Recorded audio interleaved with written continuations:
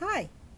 Well, here's Joe Biden and Kamala Harris, November 11th, 2024, at a Veterans Day ceremony after her loss for the race of vice of president against Donald Trump. He was running to be 47th president.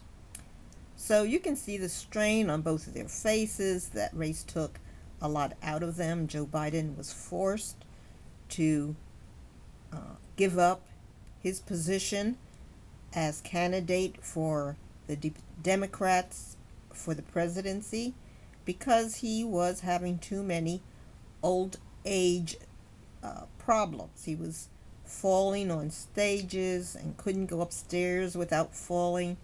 He was turning the wrong direction often, appeared to be easily distracted, and at times seemed to be preoccupied with events off the stage um, when he was supposed to be directed at an audience. And then he had a very horrible debate with Donald Trump where he was either overprepared or too nervous or whatever, but he was making statements that didn't make any sense. And that combined with his other problems over the term of his presidency made it look as if he really was not going to be able to compete with Donald Trump, who is an actor.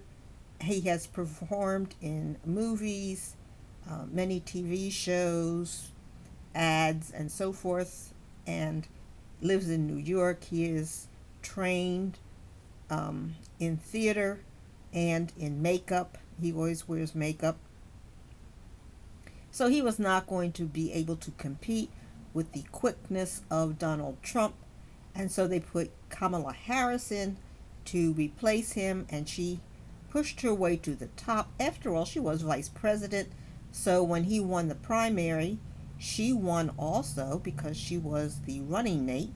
So she pushed her way to the top to be the candidate, but her campaign was very weak.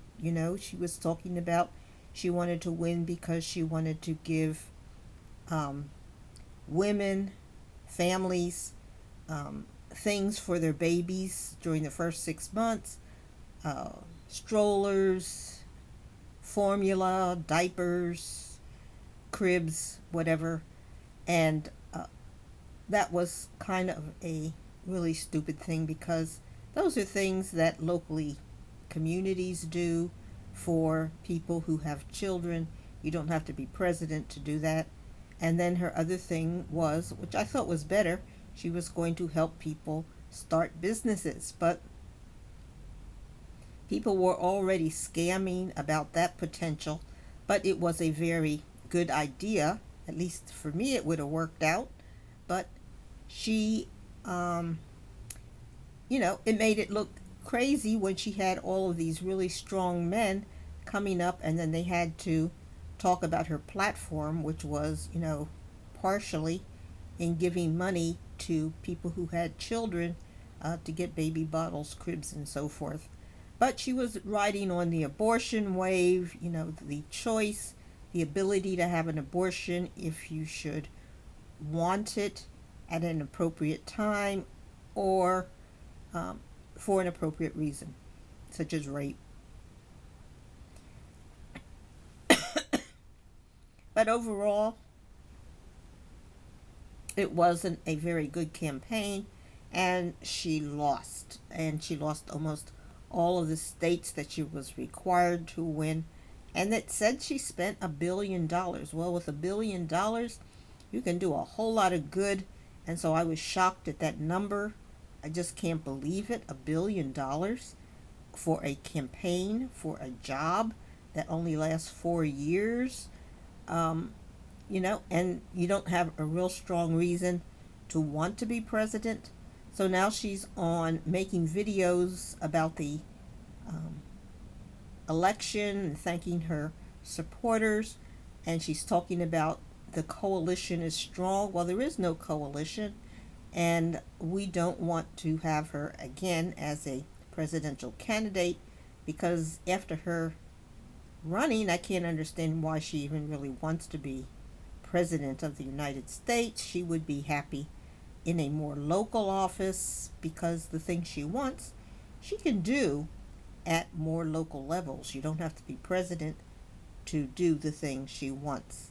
So, Kamala, your days of running for president are over.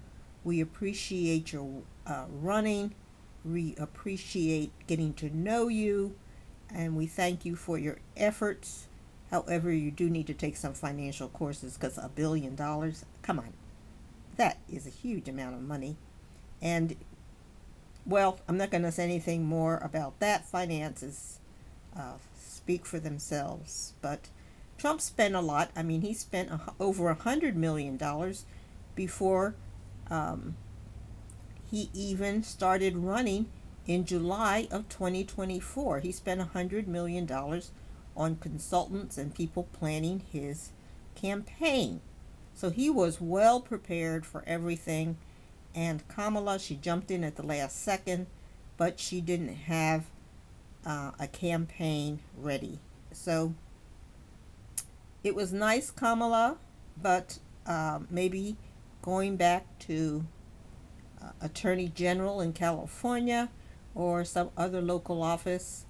But I don't think we really need to see you again as a presidential candidate. And the Democrats don't have anybody on board because although everybody's screaming racist at Trump and the Republicans, the Democrats are also racist. And we can talk about that at a future time on some of our open podcasts, which you can join and voice your own opinion. So, like and subscribe. Bye.